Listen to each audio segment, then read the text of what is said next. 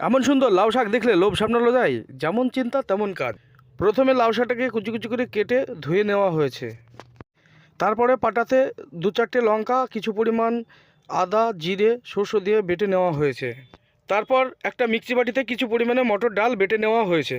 উনানের উপরে কড়াইটা দিয়ে তেলটা গরম হলেই অমনি সাথে সাথে যে লাউ ডাঁটা শাকটা ছিল আর আলু কাটা ছিল সেটাকে কড়াইতে দিয়ে নাড়াচাড়া করা হলো। তারপরে লবণ হলুদ দিয়ে ভালো করে নাড়িয়ে চাড়িয়ে নিয়ে একটু জল দিয়ে ঢেকে দেওয়া হবে। কিছুক্ষণ বাদেই যে মশলাটা পাটায় বেটে নেওয়া হয়েছিল সেটাকে দিয়ে ভালো করে নাড়িয়ে চাড়িয়ে নিয়ে নামিয়ে ফেলতে হবে। তারপরে আবার উনুনে কড়াই চাপিয়ে দিয়ে সরষের তেল দিয়ে কিছু পরিমাণ জিরে দিয়ে দিতে হবে। যে তরকারিটা করা ছিল সেটাকে দিয়ে তারপরে বাটা ডালটাকে দিয়ে দিতে হবে। দিয়ে কিছুক্ষণ ধরে নাড়াচাড়া করলেই আমাদের রেসিপিটা কমপ্লিট। লাউ ডাঁটার শাকের রেসিপি যদি খুব ভালো লাগে তাহলে লাইক, শেয়ার ও সাবস্ক্রাইব